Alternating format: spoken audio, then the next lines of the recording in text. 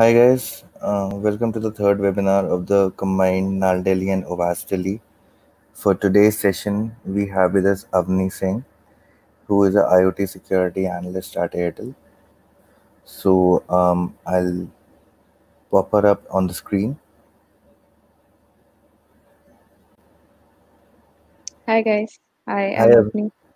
hi Hi Avni. sir, hello. Hi, how are you? I'm good sir, I'm good. Difficult Yeah, times we're living in. I hope everybody is good. yeah, I guess everyone is safe and everyone is good.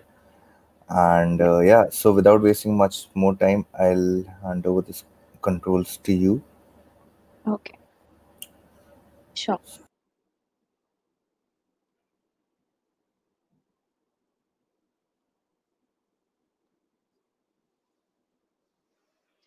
Hi everyone, um, I am Apni and I'll be your speaker for today. Privileged to be speaking at the null chapter. So I'll be speaking on data sniffing over air gaps. Before starting with the presentation and the talk, I would give a brief introduction about me. I do not fancy putting a who am I slide in the presentation, so I'll tell you verbally. I'm Apni and I'm currently working as an IoT security analyst at Airtel.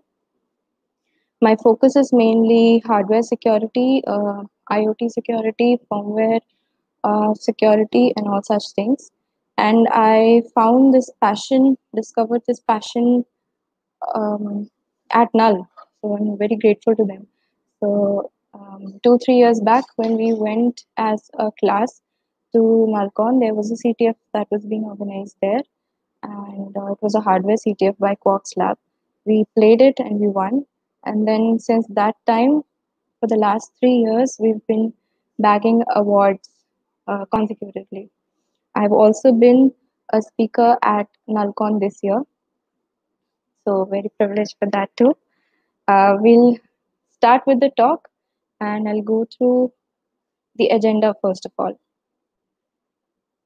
So, the agenda for today is to understand what an air gap is, what is an air gap environment, or what an air gap system or network is.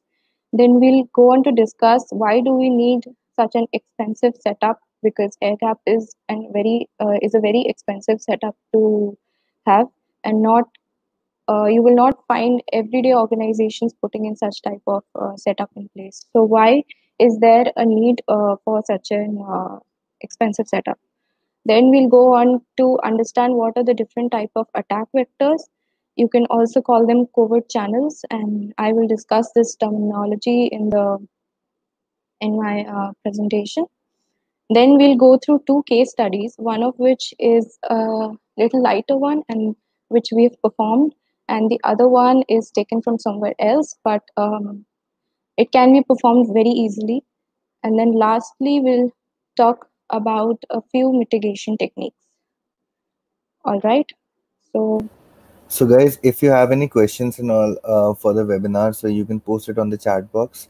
Avni will be taking up all the questions at the end of the our session. yeah, Okay, yeah. thank you, Pratham.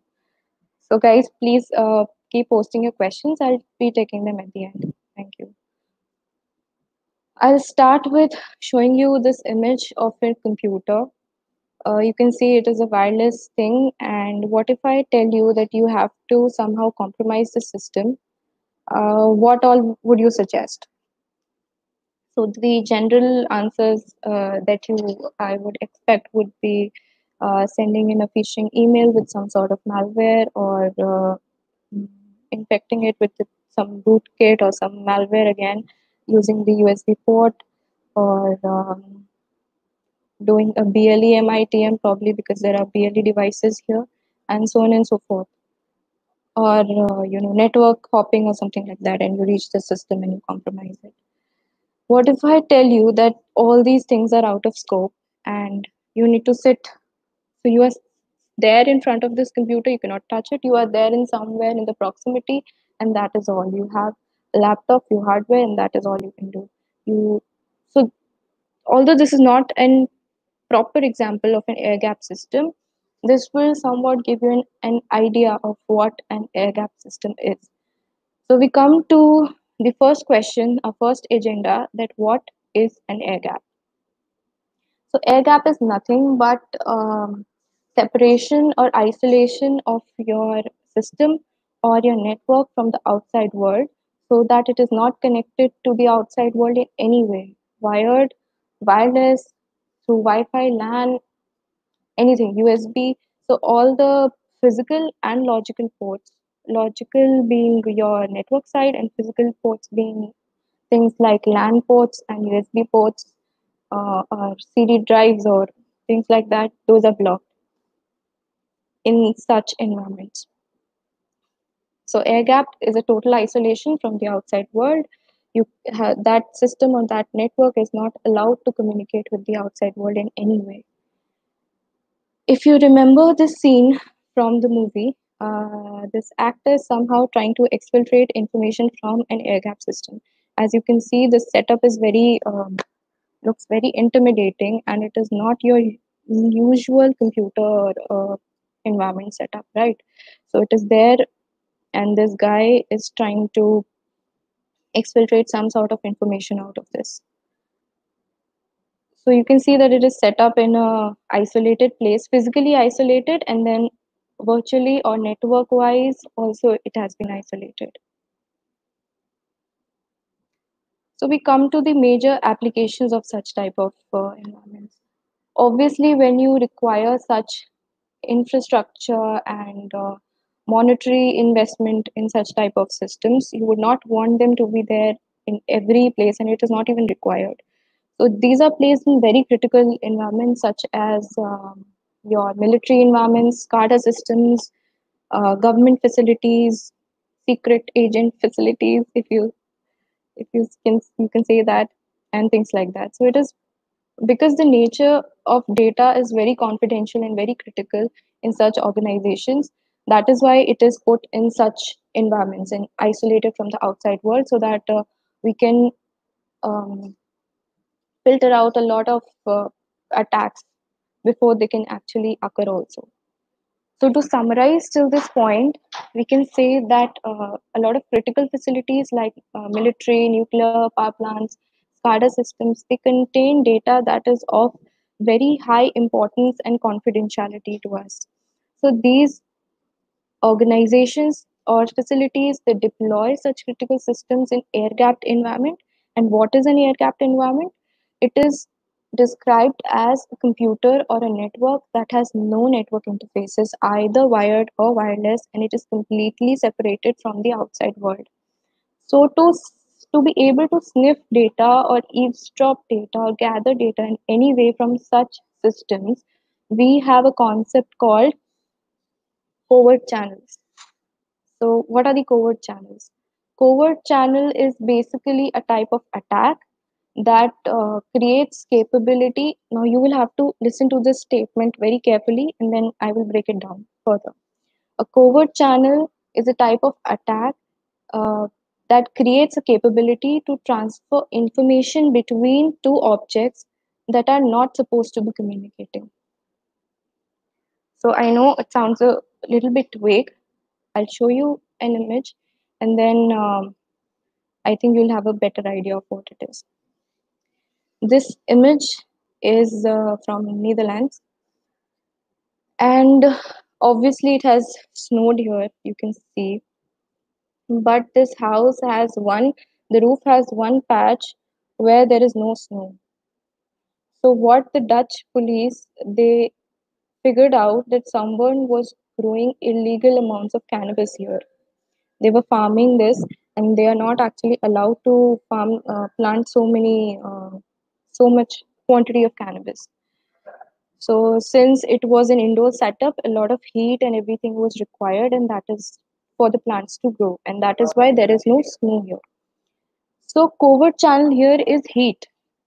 uh, After seeing the heat signature of this house or this roof, we could identify that something illegal or maybe something different was going on in this house. Although it was later found out that they were not farming marijuana or cannabis here, they were just mining Bitcoin. So they had huge servers put up here, and the heat from those servers led this type of melting of snow, and yeah, that was it. So here, heat signature was a covert channel, and it was not supposed to communicate to the outside world of the activities that were being done inside. So I hope you understood what the concept of covert channel is. Most of the techniques that are discovered or researched on in academia or by researchers are generally on creating some type of malware that infects the air gap system, or social engineering, or a combination of both. So there has been a lot of research and on different types of covert channels. So if you read about them, you'll probably be able to distinguish among the different types of covert channels that are there. So the type of covert channels I have divided them into the following: physical media. So you have physical media, you have acoustic, you have electromagnetic covert channels, you have magnetic, you have thermal, and you have light. We'll be going through a few of these in brief, and then we'll jump onto the case studies. So first, let me go through with the easiest one and the oldest form of attack vector, which is the physical media. This is one of the oldest form, and it is generally done by using USB flash drives. So everybody, I think, knows about Stuxnet. People who are in security especially know about Stuxnet. It was sent through a USB flash drive to infect the whole system. So this is one of the best examples, if you want, if you will, for exfiltration through physical media. Then you have the acoustic covert channels. So acoustic means hearing. But obviously, if it is a very critical environment, it would not have speakers attached to it for our entertainment. So obviously, we're not talking about speakers here. We're talking about different types of components which are inside our systems and which make noise.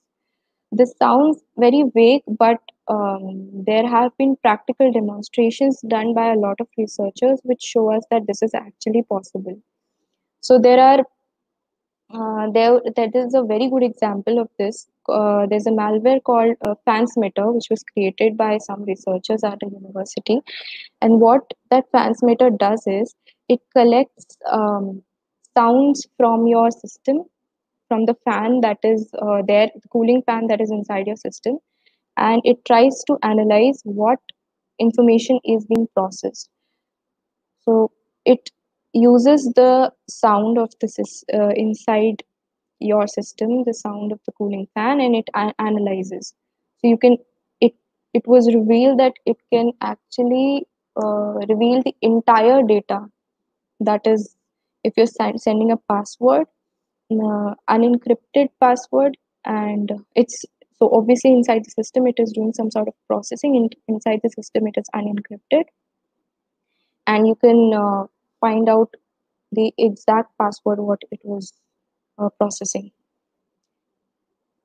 Then you have one of the most researched on covert channel. So electromagnetic covert channel is something which is discussed in detail by a lot of researchers. They have created a lot of malwares, a lot of techniques um, to be able to bridge this gap between uh, to be able to use electromagnetic in our favor for from an attacker point of view. So it makes use of power sampling, voltage sampling to understand what is the exact behavior of the device, whether it's doing a normal operation versus a cryptographic operation, what type of cryptographic operation, and so forth. Then we have a very interesting covert channel called the light covert channel or the optical covert channel. So here this is a diagram which is taken from the internet, but this concept was very well explained at a black hat conference. What those people did was they somehow made a malware and then put it into the system, and they used so the working of the malware was you flash light onto it while the scanner is scanning any document, and you flash different types of light, either visible or infrared, any type of light, and then it will send the light is supposed to send commands to the system, and the system will follow those commands.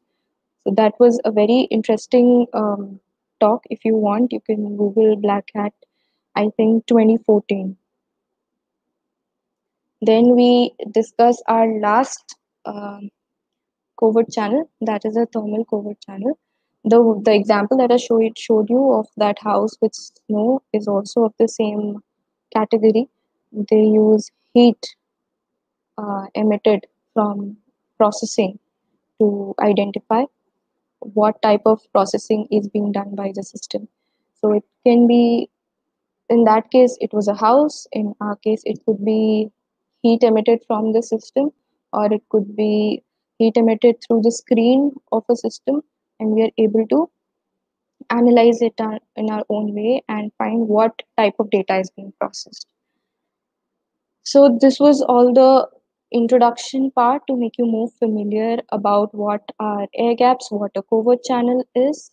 Covert channels are also called side channels because they are obviously not the intended mode of communication, but they are the counterpart, they are the side channels which are unintentionally leaking some sort of information. Now we'll move on to some case studies. So our objective for the case study is to be able to use one of these or a combination of these to be able to sniff data or eavesdrop. The motive is not to present it in a bad light, but if we as security analysts and researchers want to prevent these things from happening, we have to study them from the point of view of an attacker. So first case is called sniffing data of an HDMI cable through RF leakage. So now we did this as a part of a CTF that was organized, but we found out that it can be done with a lot more accuracy using some other tools and stuff at home when we came back. So I'll show you some of the screenshots from there. Unfortunately, I cannot show you the demo. I do not have the hardware required for it. So let me explain what this sentence is first of all. So HDMI cable, we all know what an HDMI cable is. It is used to project uh, data and audio from one device to another. Both have to be HDMI compliant. That is the objective of an HDMI cable, nothing more. Then we are sniffing or eavesdropping data, and what are we using? We are using two things basically, not only RF leakage. We are using RF leakage, which is radio frequency leakage, along with proximity. So we have to have some sort of proximity to the system to be able to do this type of attack. So why only RF? Every device, if it is not shielded or if it is not using any countermeasure to such type of attack, uh, will have some sort of leaking um, content.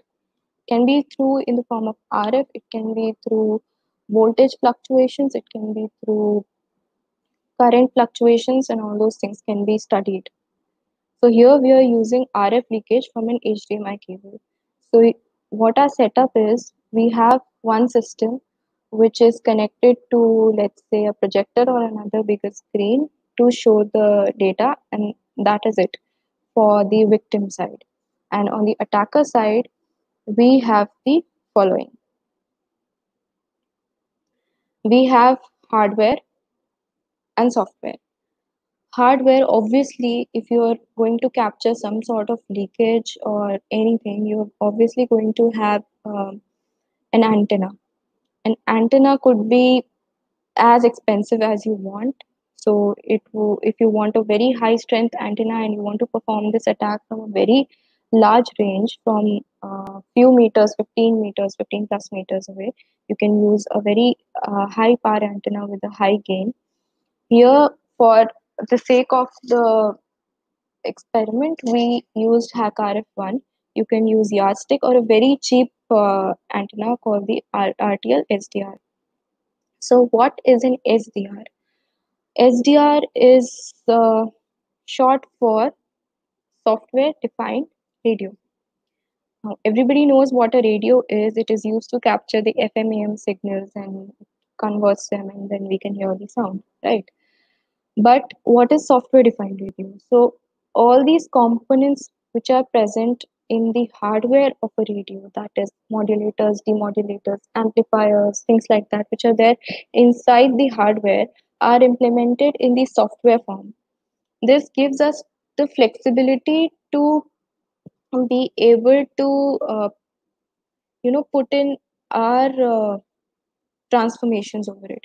If you want that your signal should be processed with a fast Fourier transformation, you can just plug it in the software and it will make a fast Fourier transformation. You will not require any other hardware, additional hardware to do that. So it is very easy for people like us as researchers and people who play with waves and electromagnetic waves. For them, it is very easy to change it, to process it, to filter it, and basically perform many operations over it. So that is the hardware side that we require.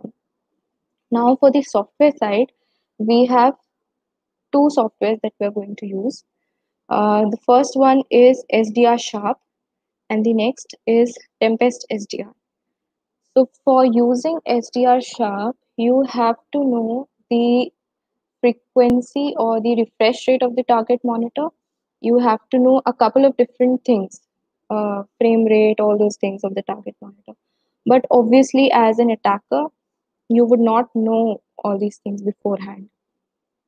So we created, there are already some autocorrelation graphs, which loosely translates to brute forcing scripts, which are already available, but we tweaked them a bit for our experiment. And you can brute force them into the config, and you can make these changes in the SDR sharp config file, which I'll show you in some time. And then you can play the software.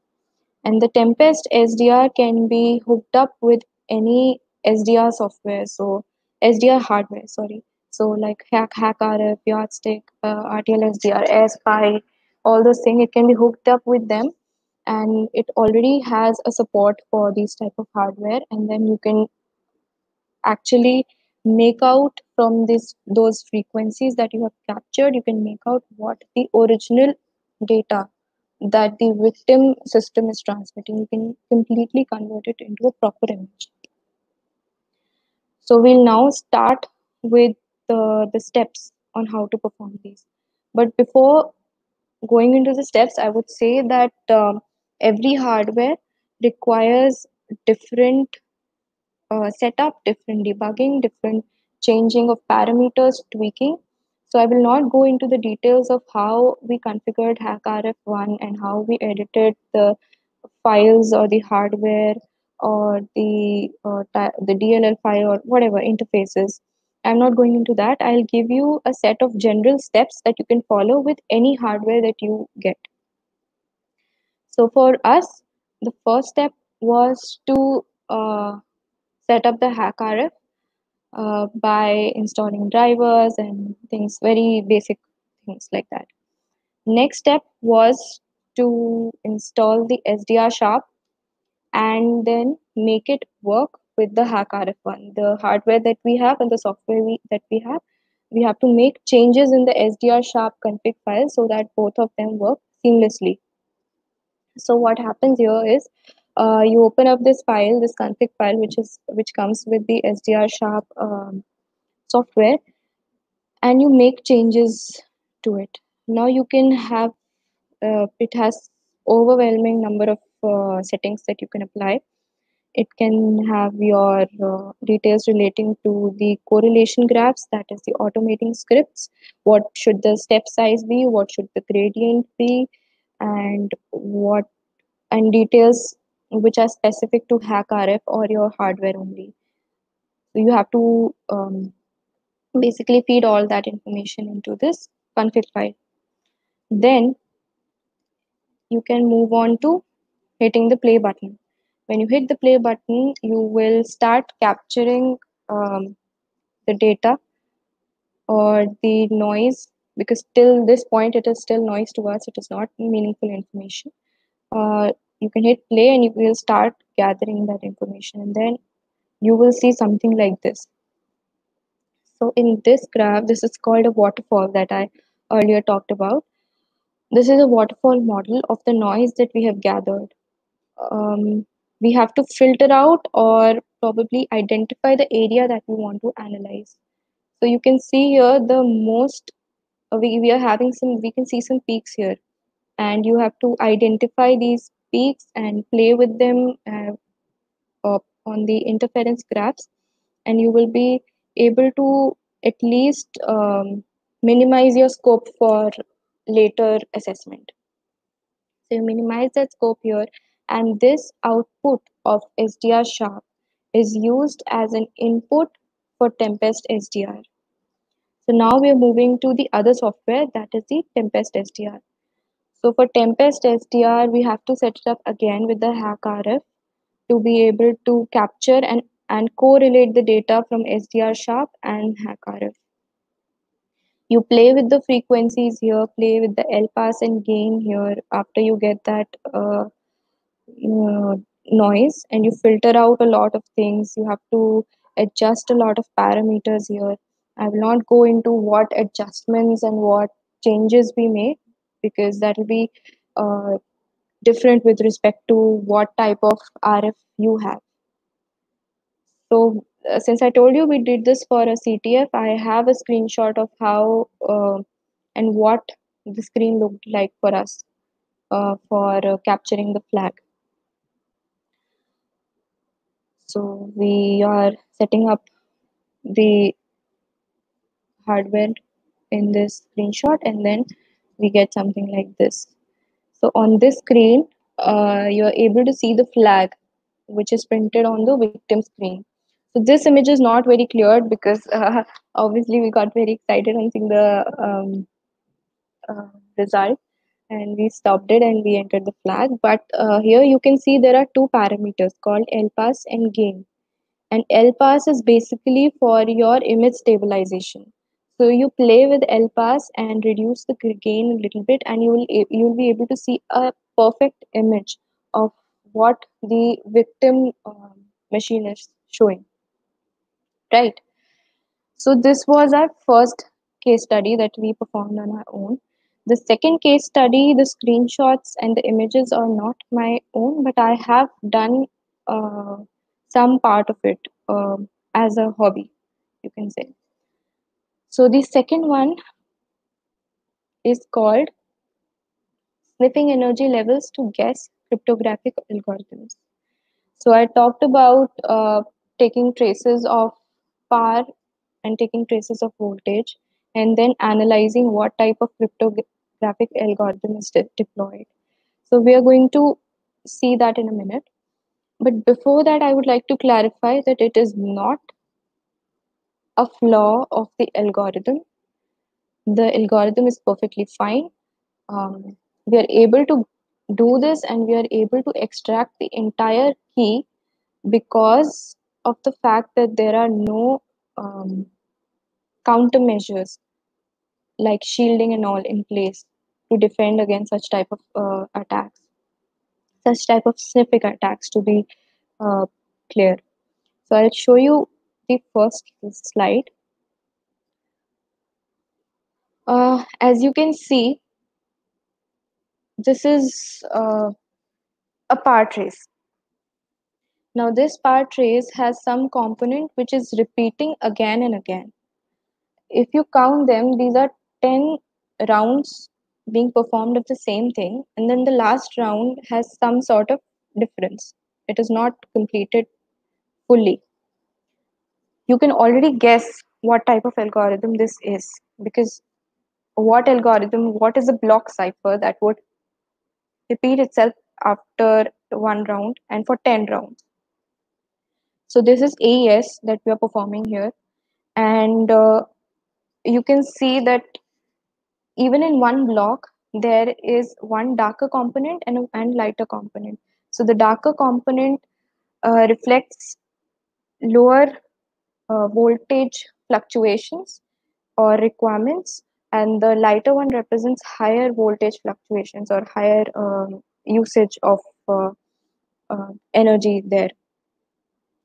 So by looking at this, you can narrow down to a great extent that this is AES only. And to further go and analyze what is the key that is being computed here, that is being used to compute an AES um, text, what you can do is send this power trace through a device which does this computation for you. So in professional world, people use very high-end devices, oscilloscopes and whatnot to perform these type of devices. For me, as a hobbyist, I use Chip Whisperer, which is much cheaper, and it comes with its own target board, so you can try this. This is called simple power analysis, and you can brute force what key is being used. And if you want to know more about these type of attacks and you want to learn more, there is amazing information available on the Chip Whisperer page.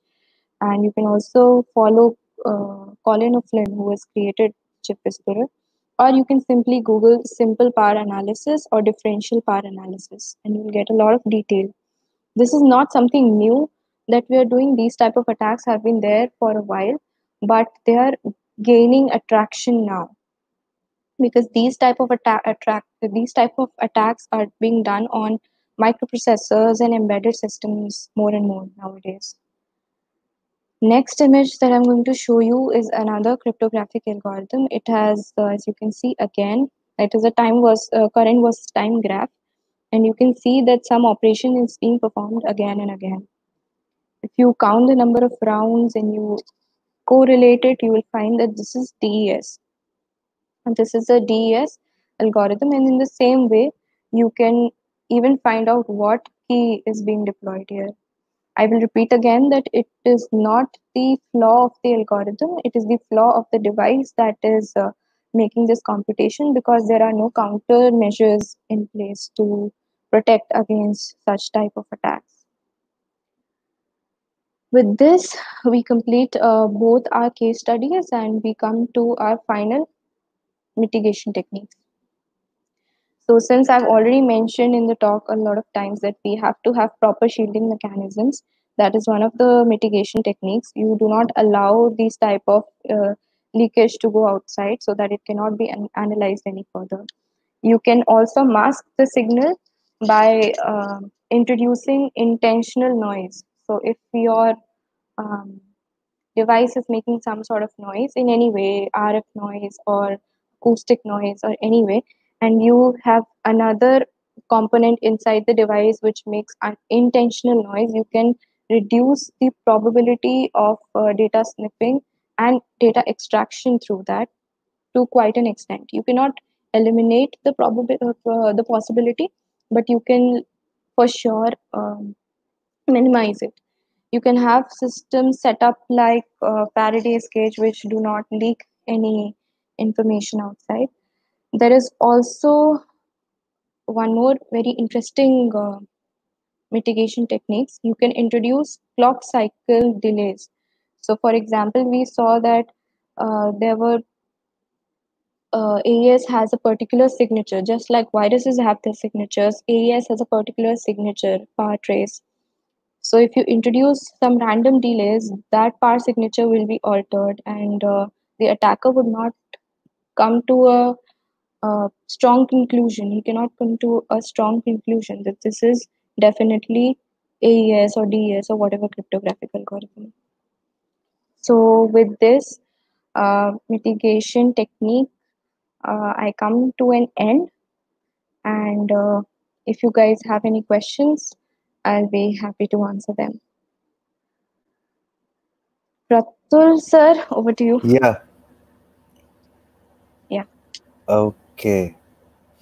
So yes, this was an interesting session. I guess thank you. people who are interested in air gaps, they found your session to be really interesting. Thank Um, we do have a question of Puneet. you. Mhm. I have popped it in on the screen. You can have a look. Okay. As per my understanding, side channel attack possible when hardware and software no, it is not necessary when you have a compatibility issue between hardware and software. They can be performed if the hardware itself is not properly shielded or protected. At that time, you can perform these side channel attacks. It is not a software issue uh, to be specific. It is not software specific. It is hardware which is creating the problem here. Yes. Okay. So, guys, if you have any other question, Avni is here. She can take up your questions. So, Avni, will you be? Can you just post the link of the Black Hat talk which you had mentioned and the Yeah, other? sure. Actually, it's there in the presentation itself. If I Okay, fine. so it's here. It's already here. Okay, And all these different types of attacks that I have mentioned, their links, I'll post it along with this. They're there in the sure. notes or somewhere there. Okay. Okay. Siddharth has asked one question. Okay. How do we prevent it? So I already discussed a few mitigation techniques. The mitigation can be only to minimize these type of attacks. We cannot eliminate these because there is always a chance that the intentional noise that we are creating or the clock cycles we are randomizing, they are studied and analyzed and then finally broken. So we can minimize these by masking the signals, creating intentional noise, and things like this. Yeah, that is how it is generally mitigated. Okay.